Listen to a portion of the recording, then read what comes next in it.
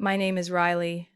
I'm 32 years old, and I'm the chief financial officer of a real estate company in New York. Just last week, I was featured on the cover of Forbes magazine for leading my company past $500 million in revenue. The entire conference hall stood up and applauded. Camera flashes lit up the room. Champagne glasses overflowed. Everyone thought I was living the dream, until my phone buzzed. The screen lit up with the name of my parents' neighbor in Connecticut. Riley, I just saw a tow truck haul your blue Aston Martin out of your parents' garage. They said it was a repossession order. Is everything okay? I froze. In an instant, the applause, the laughter, the dazzling lights, all of it disappeared. That Aston Martin wasn't just a car. It was the final gift my grandfather left me before he passed away. A symbol of the years I struggled through college, working 3 jobs at once to survive. The only proof I ever felt that a family member truly believed in me. Have you ever had your own family take away the most precious thing you had and tell you it was just material? Have you ever wondered when, if ever, you would finally be valued? If this story resonates with you, hit like, leave your thoughts in the comments, and don't forget to subscribe so you can follow along as I share what happened next. Because what unfolded after that phone call went far beyond anything I could have imagined. I stormed out of the celebration in a silk gown, still heavy with the scent of expensive perfume, the sharp click of my heels echoing through the hotel's parking garage. The 2-hour drive from Manhattan to Connecticut had never felt so heavy. I ignored the real estate market news on the radio, ignored the congratulatory texts from colleagues. Only one thought kept circling in my mind. The Aston Martin was towed from the garage. That car wasn't just property. It represented everything I fought for. The image of my grandfather in his light blue shirt, leaning down to wipe the trim before handing me the keys. Live a life where no one decides for you, not even family, he told me, the day I left home for my first job in New York. When I pulled up in front of my parents' white 2-story house, dusk had just begun to fade into night. The warm glow from the living room windows made the place look peaceful, but inside me, something had already shattered. The door opened as soon as I stepped onto the porch. My mother stood there, wringing her hands, eyes darting away. Riley, you're back? I walked straight in without answering. My father sat at the dining table, a steaming teacup in front of him. My younger brother, Landon, leaned back in his chair, arms crossed, expression caught between guilt and defiance. Where's the car? My voice rasped from the strain of holding back. My father looked up, then back down. Riley, sit down. Let's talk like adults. I didn't move. The car, where is it? My mother pulled out a chair. Sweetheart, listen to me. There's nothing to explain unless that car is back in the garage. Landon leaned back further, exhaling loudly. You act like you can't survive without it. I snapped toward him. That car is mine. Under my name, my legal property, and what exactly did you do with it? We only borrowed it. My mother rushed in. Landon needed capital to keep his company afloat. He's facing lawsuits for missed shipments. Without cash, it could collapse. I let out a sharp laugh. And what does that have to do with me? You have money, Riley. You barely drive the car. It just sits there in the garage. Meanwhile, your brother is about to lose everything. That car was my grandfather's final gift to me. How dare you decide for me? My father set his teacup down, voice heavy. Listen, girl, we didn't mean harm. But seeing Landon in trouble, we only wanted to help him back up. By stealing from me, I pulled out my phone, swiping to the photo I'd already taken. This is the transfer document. Whose signature is this? Not mine. All eyes turned to Landon. He shot up from his chair, snapping, I told you I'd pay it back. Once the company takes off, I'll buy it back with interest if I have to. I didn't steal. Didn't steal? I stepped closer, spitting each word. You took property under someone else's name, forged a signature, pawned it off. What do you think the law calls that? No one answered. My mother clasped her hands tight, her eyes wet. Landon said he only needed a little time, she whispered. We thought you'd understand. Family helps each other. I braced my hands on my hips. Family helps by choice, not by betrayal. In that familiar room, I suddenly felt like a stranger. The family photos on the walls, Landon's graduation, Mom's birthday party, even one of me smiling stiffly after a speech, all of it looked like a staged lie. I turned toward the door. Riley, my mother called after me. Where are you going? I'm going to get back what's mine, and to see what else you think you can take from me. My father shot to his feet. Wait, we can talk this over. There's another way. I spun back, voice cold. The only way is this. Within 30 days, either I get my car back or I file charges. No one spoke. I opened the door, a rush of freezing wind cutting through the silence. As I left that house, my feet sank into the damp lawn like the ground itself wanted to hold me down. A part of me still hoped someone would call me back, admit they were wrong, but behind me there was only silence. I slid into my car, shifted gears, and the emptiness swallowed me whole. That phone call had changed everything. But I had no idea yet what was waiting ahead.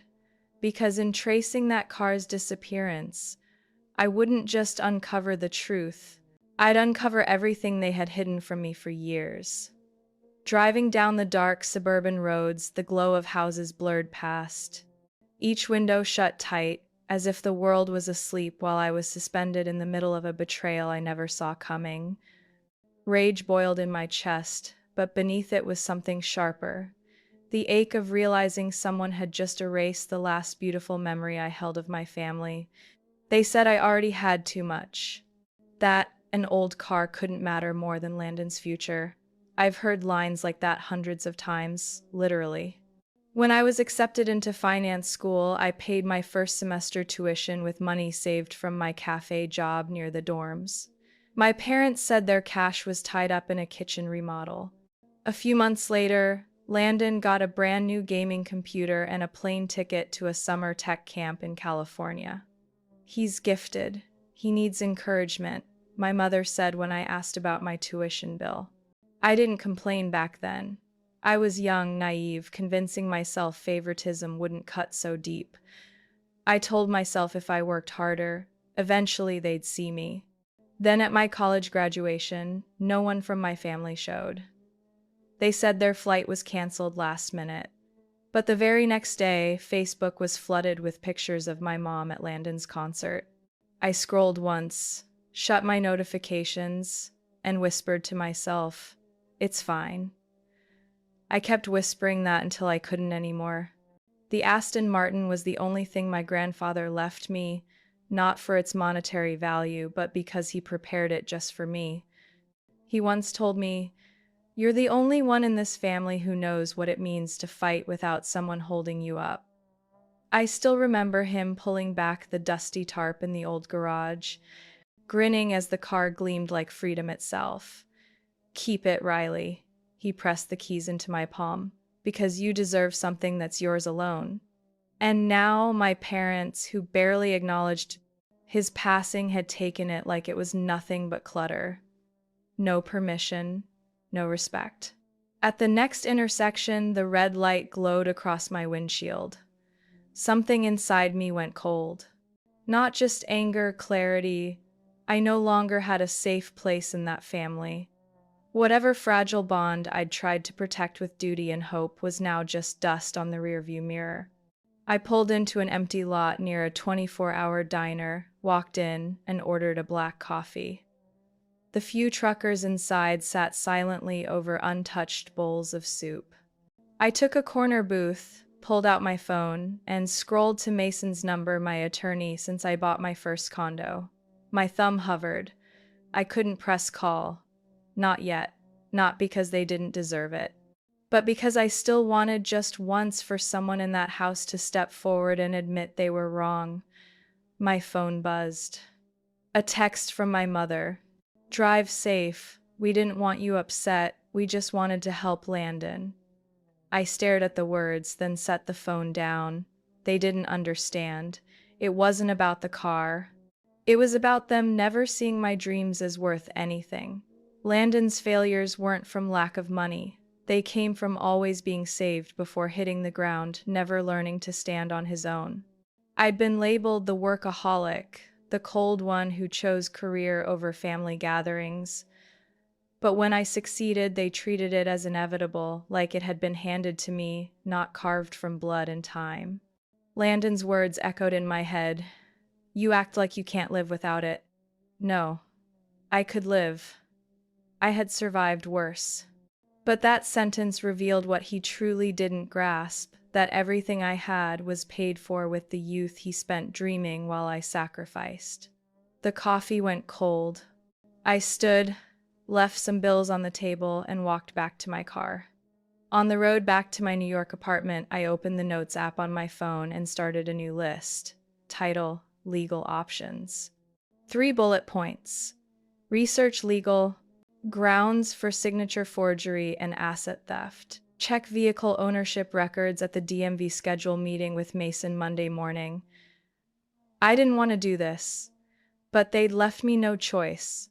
If consequences were the only language they understood, then consequences were what I'd give them. The clock read 3 a.m. The city hadn't slept, and neither had I. I would be awake for many more nights, not working for anyone else, but fighting to reclaim what they thought wasn't worth keeping. I sat in front of the glowing laptop screen in my quiet apartment, my hands resting on the keyboard, but unable to type a single word. Outside, the city still glittered like a net of lights strung across the night sky, but inside me, everything had gone dark. I tried to focus on the financial plan for Monday's meeting, yet my mind kept slipping backward, to memories I had locked deep away, now rising back to the surface. When I turned 18, my birthday fell on a weekday. My parents said they would take me out to dinner, but when the evening came, my mother was tired and my father was stuck in a Zoom meeting with partners in Texas. I ate a slice of cold pizza with my mom in the kitchen, while Dad just patted my shoulder and said quickly, "You're grown now. Our gift is our trust in you." That was all. No cake, no candles, no phone calls, except from my grandfather. 9 months later, when Landon turned 18, the entire family rallied to host a party at the country club by the lake. Golden lights hung from above. A small live jazz band played. A 4-course dinner was served with a private dessert table.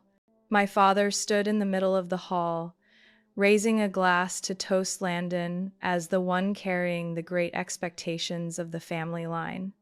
I stood off in a corner, holding a glass of water, telling myself maybe I just wasn't as charming as my brother. By the time I graduated college, the empty seats where my parents should have been told me something I didn't want to believe. I walked up to the stage to accept my diploma, straightened my dress, squared my shoulders, and smiled the kind of smile an adult was supposed to wear, but inside I was hollow. They texted me, "Sorry, our flight was delayed because of weather." But the next day, I saw photos of them in the audience at Landon's piano recital at the local theater. I told myself it was just a scheduling mix-up. Then I got my first job at a small but demanding audit firm. I worked 12 hours a day, often coming home late, even on weekends. I rented an old apartment with a balcony covered in vines, bought my own used refrigerator, assembled my own bed. My parents didn't ask much, but when Landon said he wanted to study app design, they immediately hired him a private tutor and paid nearly $40,000 a year for a program he dropped out of after 3 semesters. I stopped feeling jealous and learned to accept it. But the phone call about the Aston Martin shattered the fragile shell I had built around myself. This thing I called normal, this excuse I used, that everyone has their own way of showing love. No, they didn't love me fairly. They had never chosen me when they had to choose. I clicked open an old folder on my computer, Grandpa Files, where I kept photos and documents tied to him. There was one picture of us sitting in the garage, his shirt stained with grease, pointing at the exhaust pipe of the car. He was smiling, his eyes squinting, while I leaned in, focused. I remember the dusty afternoon light, he said. When people treat you as small, don't shout to be heard, quietly build something they can't ignore. I had done that. I wasn't good at showing emotions, didn't know how to cry for sympathy, never leaned on anyone to survive. But I worked. I pushed forward. I walked each stage alone, and I never let life swallow me. I typed a message on my phone, deleted it, wrote again, deleted again. Finally, I sent just one line to my mother. That car isn't just a car, it's him. It's the only faith in this family that was ever mine. No reply came. I stood up, poured myself a glass of cold water, leaned against the kitchen counter. A storm of anger kept rising inside me, not crashing like a wave, but lingering like a cold draft that never faded. Not just because they took the car, but because they didn't think it was wrong. They saw me as a backup plan, reliable enough to be taken for granted. At a party once, Landon told his friends while I happened to walk in. My sister was born to work. No hobbies, no boyfriend, doesn't know how to spend money. Like a walking computer. Everyone laughed and I smiled politely, nodding as though I agreed. I had made myself so reliable that no one ever imagined I could be hurt. I went back to my desk, opened a notebook, and started writing a new list of priorities. I didn't bullet point legal steps. I wrote down every person and thing that had wounded me. Not to blame, but to name the truth. I had been rational for so long that I forgot to face my real feelings. But now I wanted to remember. I needed to. Only by staring straight at what had been denied could I reclaim my own voice. A notification pinged, an email from the finance department at work, setting a meeting about the next quarter's investment campaign. I looked at the cold, impersonal words, then shut the laptop. Tomorrow morning, I would go to the bank to check the registration records of the car. I would meet with my lawyer, then track down the broker at Cornerstone Pond to know exactly who signed what. If the signature was forged, and I was certain it was, then this was no longer just a family matter. This was about justice. And I was no stranger to finding my own path, even in the dark. The next morning I woke earlier than usual, though I had barely slept.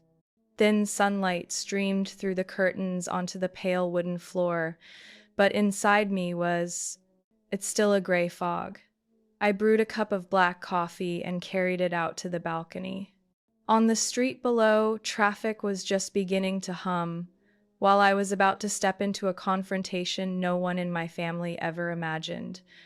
I went to the Stamford branch of the bank, where my parents always did their transactions. The customer manager, a middle-aged man named Paul, received me.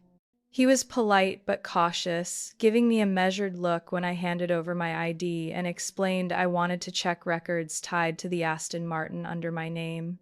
We'll need to go through some verification before sharing details, but if the car is indeed your personal asset, we can provide documents tied to any loans, he said, already opening his computer. I sat still, lightly gripping the warm paper cup. Paul typed in the VIN number, scrolled through several screens. His face paused briefly. The asset has been used as collateral for a business credit line worth $120,000, he said slowly, eyes still on the screen. The borrower's name on the agreement is you, Riley Martin. I leaned forward slightly. I never signed any loan documents here. Paul paused for a few seconds, then typed more commands and hit print. Would you like to see the stored borrower signature? I nodded. A copy of the contract slid out and was placed before me. The handwriting imitated my style, slanted, neat, with a small hook at the end.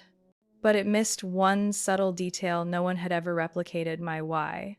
Always leaned slightly off, because I'm left-handed and press harder on the tail. I stared at it, then looked up. That's not my signature. Paul nodded slightly. I can request our legal office to review the security footage from the transaction date. He clicked a few more times, then turned the screen toward me. The deal was signed here on June 14th. The person who brought in the paperwork was a man, about 60 years old, named Gerald. Martin. I inhaled deeply. My father. Paul hesitated. It's not my place to judge how your family handles assets, but if you didn't authorize or know about this, legally, it's fraud and forgery. I tightened my grip on the now cold cup. What else? Paul opened another file. Besides the $120,000 credit tied to the car, there's also a personal credit line in your name, opened 8 months ago. Current balance is $83,500. The contact email is listed as rm.landonsconsult@gmail.com. I went still. What I felt wasn't rage, it was the plunge into the bottomless pit of disappointment. They hadn't only taken the car. They had used my name, my credit score, the reputation I'd built over more than a decade like a tool to patch Landon's mistakes. Paul printed the files, slid them into a brown folder. Before handing it to me, he said gently, "You should see a lawyer immediately. This looks far beyond a family matter." I took the folder, stood. "Thank you, Paul. I won't let this slide."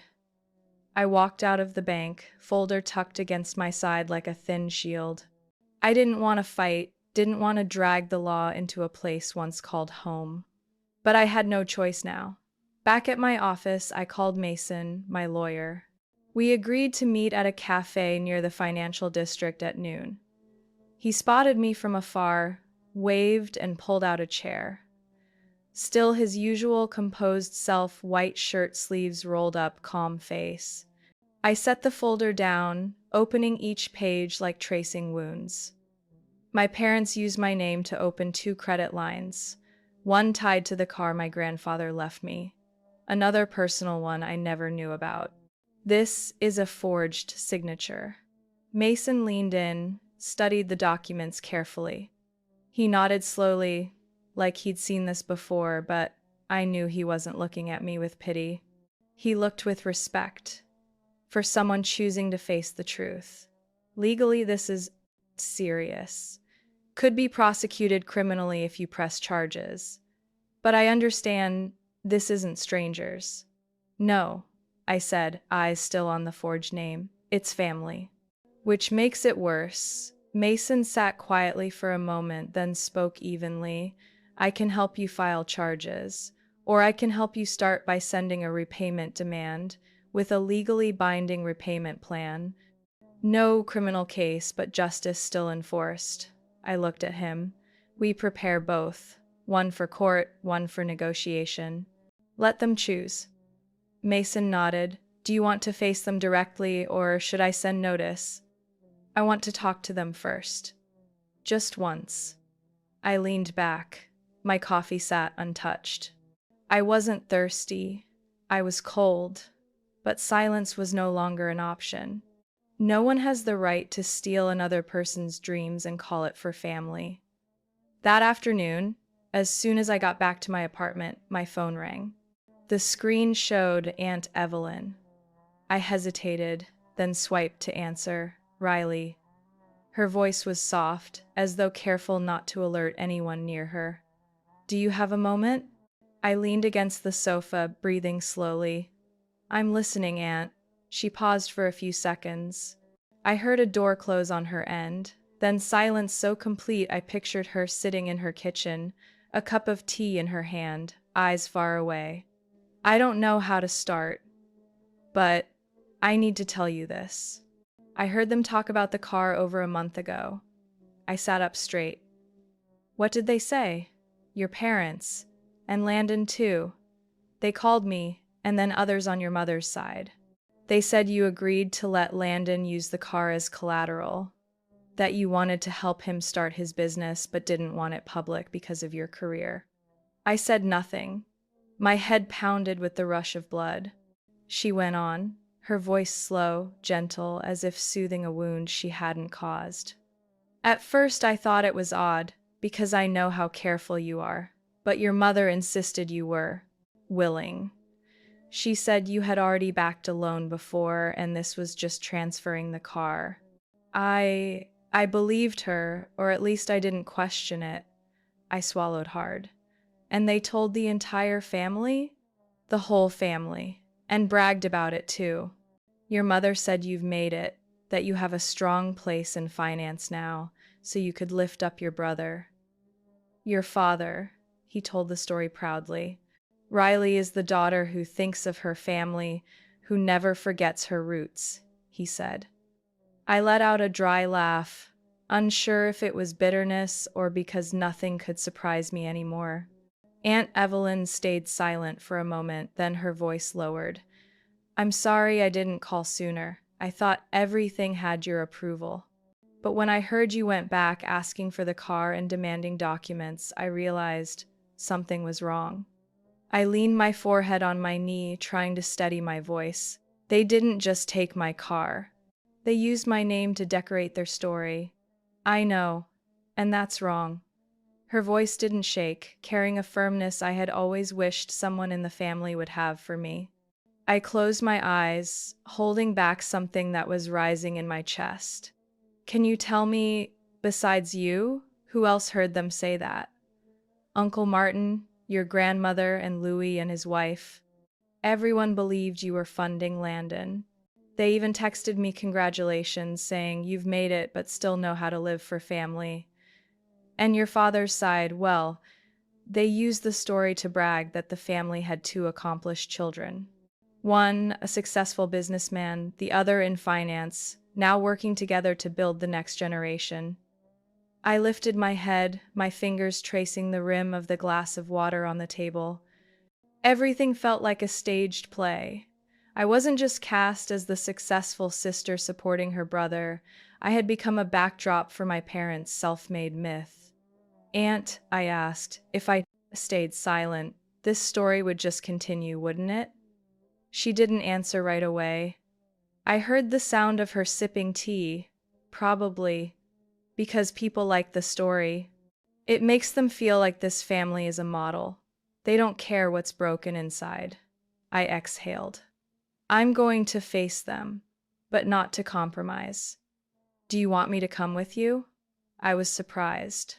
Aunt Evelyn had never involved herself in family disputes. All my life she had stepped back whenever conflict arose, keeping her own safe distance. That question made me pause. No, Aunt. But thank you, truly. You have every right to protect yourself, Riley. No one is allowed to build a false story in the name of family. You've endured enough. The call ended, but her words echoed in my head the entire evening. I walked into my bedroom, opened the closet, and pulled out a small wooden box from the bottom drawer. Inside were handwritten birthday cards from my grandfather, a few folded short letters, and the antique watch he left me. I held it in my palm, feeling the cool metal against my skin. He once told me, "You don't need to shout to prove anything. Let the truth do that for you."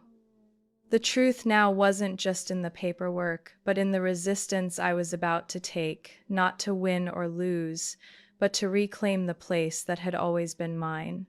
And if they wanted to keep writing stories, they would have to write with truth, not by borrowing my name to paint over their mistakes. Landon's 30th birthday party was held at an upscale restaurant on the outskirts of Greenwich, with a wide garden, golden lights strung along the branches of maple trees turning color, and a soft jazz band playing at the far end of the lawn.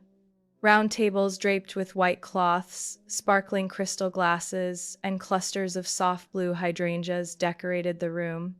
I stepped out of my car in a fitted dark brown coat, carrying a black leather briefcase, my low heels striking firmly against the stone path leading into the hall. Landon was near the bar with his friends. His eyes flickered when he saw me, but he quickly recovered, wearing that confident smile, raising his glass as if nothing had ever happened. "You came?"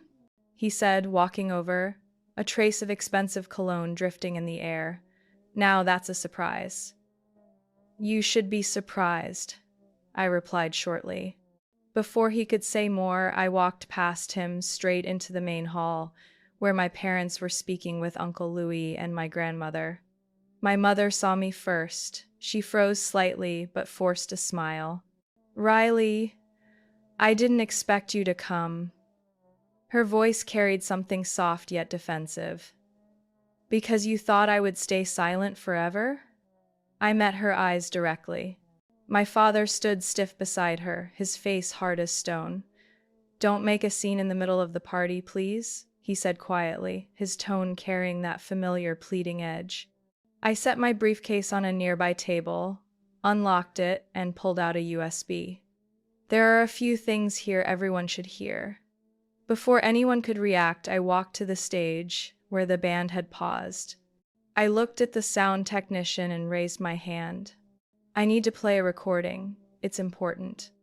At first, he hesitated, but seeing all eyes turn toward me, he nodded and plugged the device into the system. I stepped to the center of the stage, standing tall, my voice clear. "I won't take much of your time, just a few minutes, but what I'm about to share concerns what this family deserves to know." A voice came through the speakers, Aunt Evelyn's. "I heard your parents say you agreed to let Landon borrow the money, that you were the sponsor behind it. I once believed that, but when I saw you go back for the car, I knew something was wrong. Your parents built that story to cover up their unauthorized use of your assets and your name."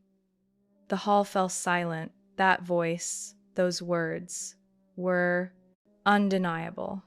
I stepped off the stage and handed out copies of documents I had prepared: confirmation of the car mortgage, records of the unauthorized credit account, photos of the forged signature, and a comparison with my real one. "This is what happened," I said, my tone steady, almost calm. "I didn't just lose the car my grandfather left me. My name was used to borrow over $200,000. No one asked me. No one informed me. And when confronted, they lied and said I agreed." Uncle Louis frowned, holding up a copy. "Gerald, is this true?" My father didn't answer. My mother spoke first, her voice trembling. We just wanted to help Landon. She already has everything. What's an old car compared to her brother's future?" I looked at her slowly. "It matters, because it was the last thing my grandfather entrusted to me, and because it's mine. No one else has the right to decide." My grandmother came forward with her cane, glanced at the stack of papers, then at me. "She's right." All eyes turned to her.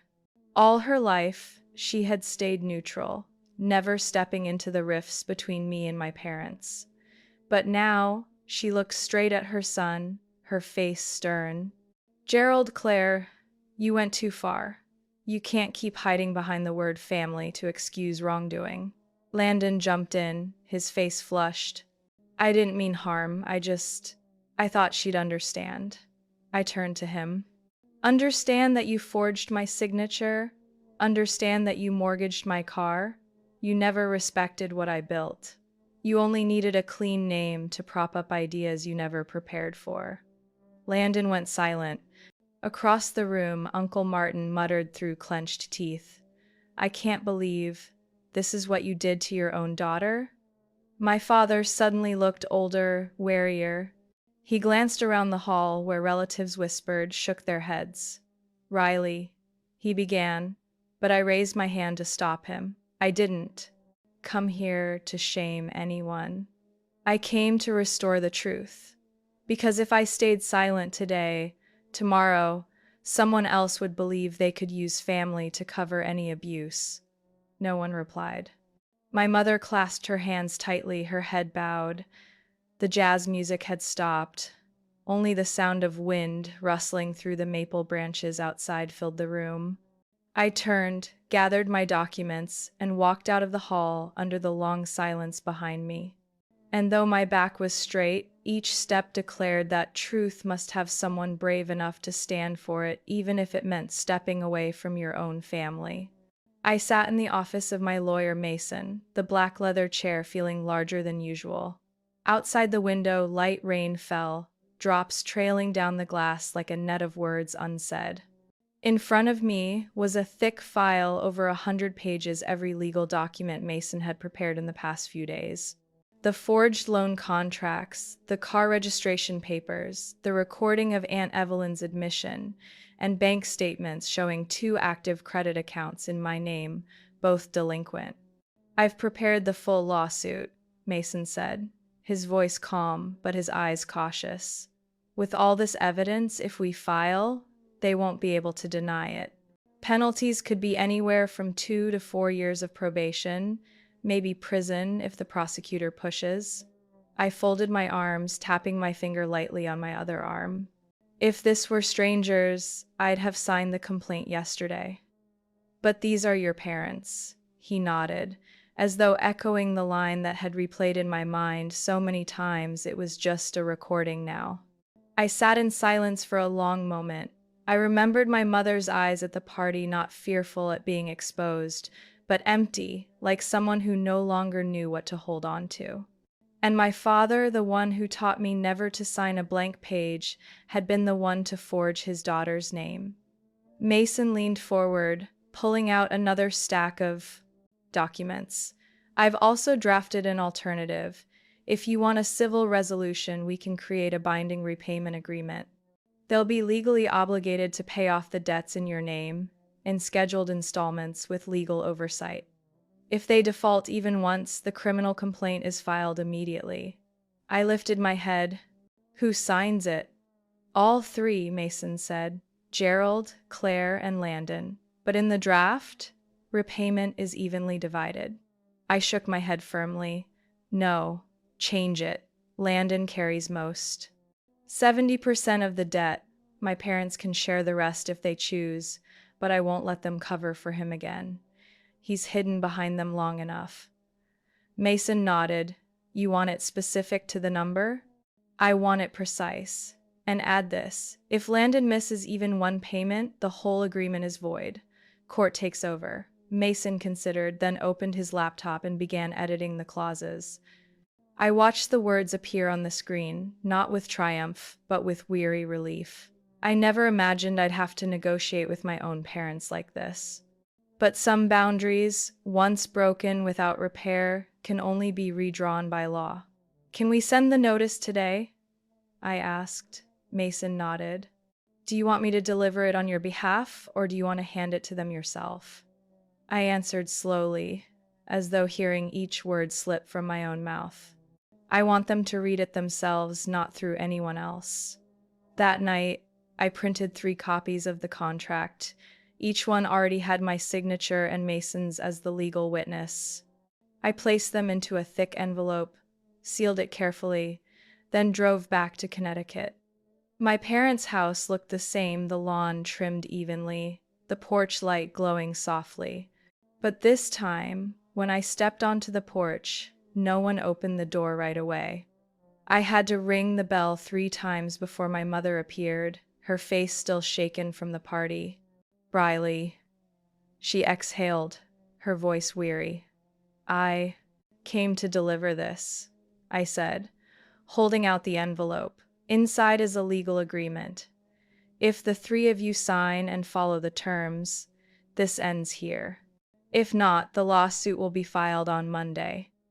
My father was in the living room, hearing every word. He stepped over, took the envelope, opened it.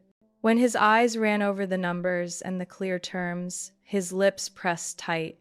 "Dividing the debt like this, you're forcing Landon into a corner," he said, not raising his voice, but clearly holding back. "No," I replied, locking eyes with him. "I'm putting responsibility where it belongs." Landon came down the stairs, his hair messy, dark circles under his eyes. "You really want to see me in court?" "No one wants that." I turned toward him. "But you need to learn to pay for what you've done, and don't expect anyone else to clean up for you anymore." The air in the room grew heavy. My mother sat down, her hands clasped, silent. My father stood frozen. Landon looked at the contract as if it were a sentence. I stepped toward the door. 36 hours. That's the deadline. After that, there's no other choice. The door closed behind me. The wind on the porch blew harder, scattering yellow leaves across the brick path. I gripped my bag tightly, walked to my car, not lighter inside, but feeling I was holding the wheel of my own life. I didn't return to that house in Connecticut after the confrontation. 36 hours passed in silence, no messages, no calls, no emails from my parents or Landon. Mason had everything ready, waiting for my signal to file. But at the very last moment, my phone rang. It was my father.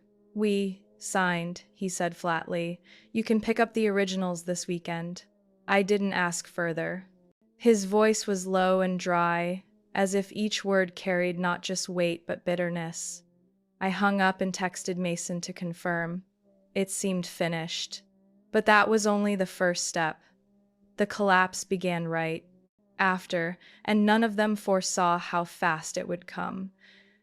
3 weeks later, Landon's startup announced it was shutting down. I read the short notice on a local financial news site. Landon Martin Ventures, a consumer tech startup once hyped in the media, has ceased all operations after 3 months due to insufficient capital and allegations of fraudulent distribution contracts. I wasn't surprised.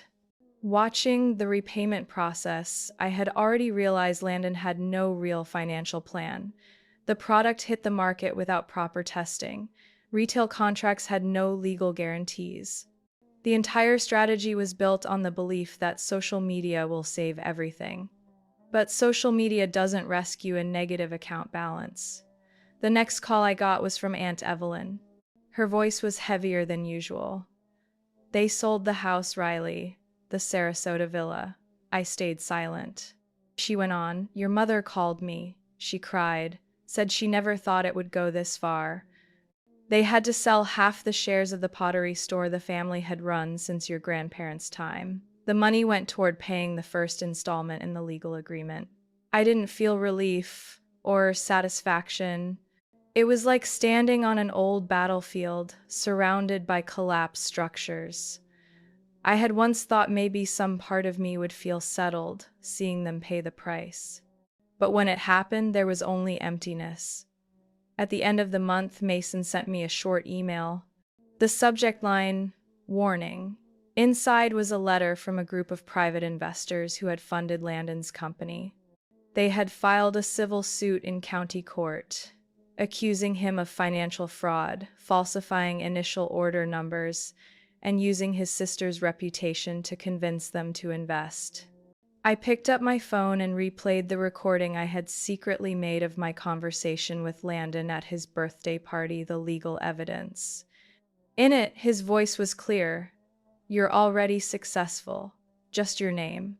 Standing there is enough for people to trust." Now, those very words were turning against him. Mason called me to his office to discuss the possibility of me being pulled in as a witness. "We'll cooperate with the prosecutors if needed, but I'll do everything I can to shield you from unnecessary legal entanglements." I nodded, then asked without thinking, "Can they press criminal charges against Landon?" Mason didn't answer right away. He flipped through the file, thoughtful. "If the court confirms there was deliberate fraud, especially with evidence he used your reputation to lure investors, then yes, it's possible." I leaned back in the chair, staring at the white ceiling. Silence settled across the room, broken only by Mason's keyboard tapping. I wasn't angry anymore. It felt like watching a house I had once built out of loyalty crumble brick by brick.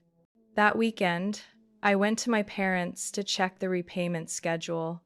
They had scraped together the first part, nearly 30% of the debt. In the yard, the flower pots my grandmother once tended now stood bare. The kitchen's sliding glass door was covered with newspapers, partly to block sunlight, partly to hide the empty space inside where furniture had been sold off. My mother sat in the dining room, wearing the dress she used to save for holidays, now faded, staring at the table. My father was in the garage, wiping old tools, avoiding my gaze. I handed over the payment schedule. The next installment is $13,000, due next week. If it's late, Clause 6 takes effect. My father gripped the paper lightly but nodded. We'll manage. I folded the papers back, stood to leave. Before I reached the door, my mother lifted her head. Her voice was hoarse. Do you think our family can ever be the same again? I paused, turned, looked straight into her eyes. No. But that doesn't mean it can't be something else, something more honest, with boundaries, with responsibility. She lowered her head. I walked out, offering no promises, no false hope. Everything now had to be rebuilt by the ones who destroyed it. And I wouldn't help put it back together again unless they stood on their own. October arrived with crisp golden leaves underfoot and the first cold winds slipping through city windows. I still went to work as usual, still met targets and sat through board meetings, but inside, something had shifted. It was as though I had finally stepped out of a long fog and, for the first time, felt I no longer had to strain myself just to be seen. News of the civil case against Landon spread soon after he was sentenced to 6 months of probation for financial fraud. The court ordered him into mandatory community service 8 hours each week for 6 months at the city's Community Rehabilitation Center. Part of his personal assets were also seized to compensate the investors. When the official report hit the regional financial paper, my parents had no way to cover it up. The Florida vacation home had been sold quickly at below market price. Nearly all of their shares in the pottery store my grandmother left had been transferred to cover the first repayment installment. At a family meeting, Uncle Louis convened to settle the remaining estate issues from my grandparents. I received a private call from Aunt Evelyn. You should come, she said simply. Not to forgive, but to hear them say it out loud. I arrived 10 minutes late. The tea gathering had turned into a cold confrontation. Aunts, uncles, cousins sat in a circle, their eyes a mix of curiosity, regret, and blame. But when I entered, the room went quiet. My father was the first to stand. He wasn't in his usual suit, just a wrinkled gray shirt, his face etched with lines I hadn't noticed over the years. He looked around, then spoke slowly, without notes, without looking down. Claire and we were wrong for many years. We built an ruckus, image of a close-knit family, something others could admire. But the truth is, to hold up that facade, we placed all the weight on one person, our daughter. My mother sat silently beside him, hands folded on her lap, eyes red but tearless. She nodded slightly as he went on. We played favorites, we covered, we exploited Riley's trust. We didn't just lose her trust, we lost the respect of our own family. The whispers stopped completely. Uncle Martin across the table adjusted his glasses, nodding quietly. Aunt Evelyn looked at me, her eyes full. I said nothing, sat straight, a storm inside me but a calm face. Then Landon stood. He didn't have a speech, didn't circle around. He looked at me, his eyes more exhausted than I had ever seen. I made mistakes, not just with you, but with many others. I lived in the shadow of a family that always shielded me from consequences. And because of that, I never learned responsibility. Until everything collapsed. No one interrupted. The silence now wasn't tension, it was the space everyone needed to face themselves. I slowly stood up, walked to the front, carrying no documents or evidence with me. I didn't come here to hear apologies. I didn't come to reopen old wounds either.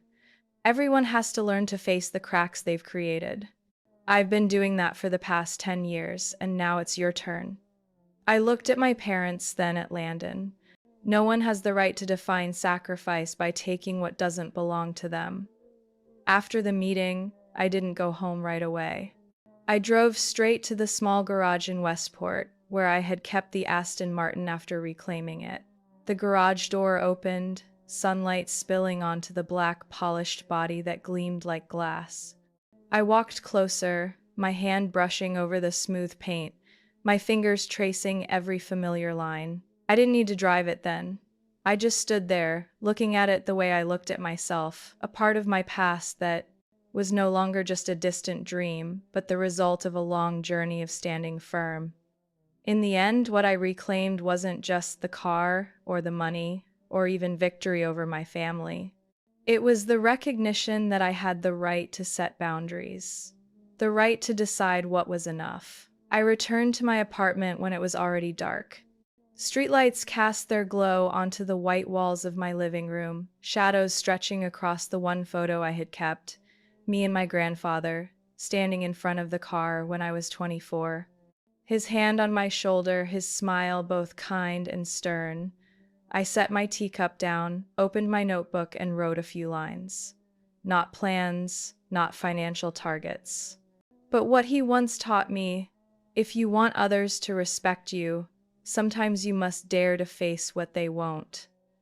I had done that, and now I no longer needed anyone's recognition, not even my family's, because I had recognized myself.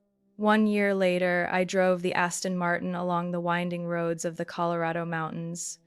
No music, no phone calls, just the deep hum of the engine, threading through the thin air, blending with the sound of the wind rushing along the cliffs. The window was half open, my hair pulled back by the cold gusts, my hand resting loosely on the wheel, as if there was nothing left I needed to grip so tightly. I stopped at an overlook more than 10 miles from Glenwood Springs, where I could see a valley spread wide in the brilliant reds and golds of autumn. The last light of day angled across the hood, reflecting my shadow faintly, like a memory etched into steel. I stepped out, arms folded, drawing a deep breath. In my head, I heard my grandfather's steady voice, the one that once taught me how to distinguish the sound of a healthy engine from a failing one just by ear. Don't let anyone belittle your dreams, Riley. Don't think your worth disappears just because others don't see it. I had once believed dreams had to be grand, like holding a leadership position or having my name on the cover of a magazine. But looking back, what I truly wanted had never been so far away. I just wanted to be trusted, to keep what I had built, to choose how I lived without asking permission. The car had once been taken. My reputation had once been misused. But I reclaimed it all, not just through legal contracts, but through action, through the resolve not to step back. And now, I wanted to turn that into something more meaningful for those standing where I once stood, dreaming of something simple, yet dismissed as unrealistic. I established a scholarship fund in my grandfather's name, the Walter Grant Foundation.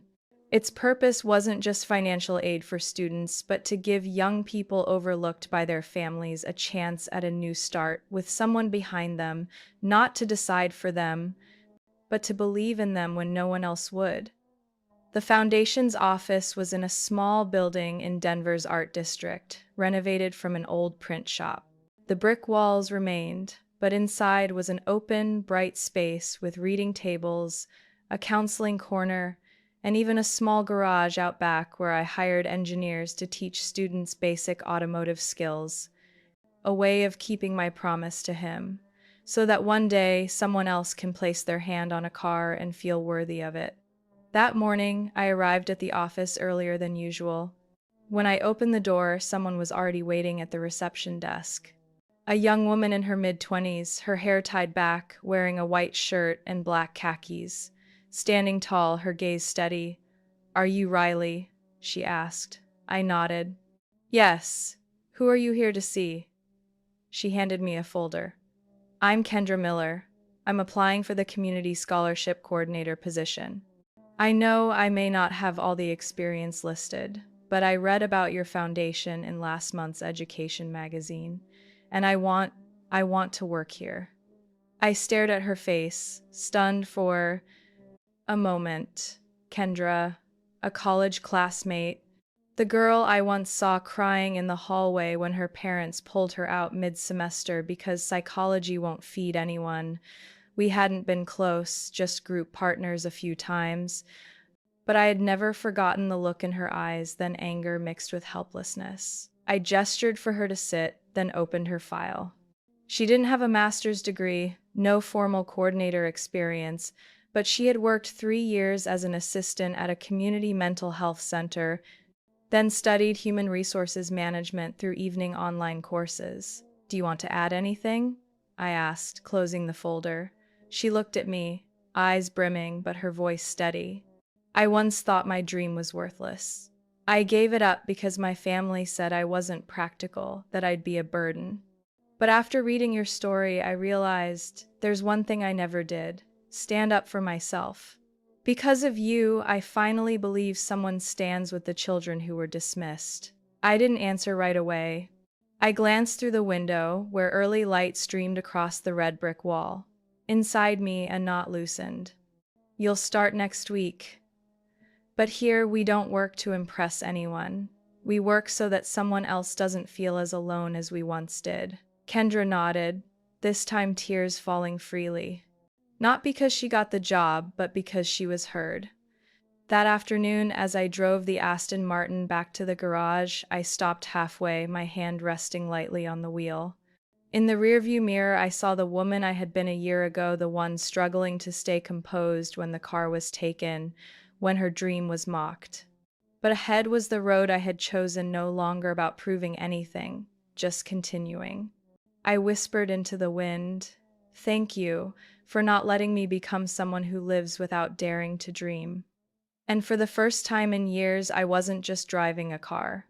I was driving his belief, carrying forward a journey I never thought I'd make it this far. What about you? What would you do if one day the very people you loved most were the ones who forced you to rise, not to fight them, but to protect yourself? I didn't choose to be an adversary. I chose not to stay silent when fairness was trampled, when love was exploited, when something as small as a childhood dream was dismissed for someone else's gain. Maybe all of us at some point will have to answer the question, are we living by what we believe or living to please those who never truly saw us? If you've ever felt dismissed, ever been pushed behind someone else's priority in your own home, share your thoughts in the comments. I'll read them all, because I believe many of us are walking similar roads, only at different turns. And if you'd like to keep hearing real stories, glimpses of family life where there are wounds, mistakes, but also hope and growth, hit follow on this channel. We'll meet again in the next stories, where silence finds its voice and truth is returned to the ones who deserve it.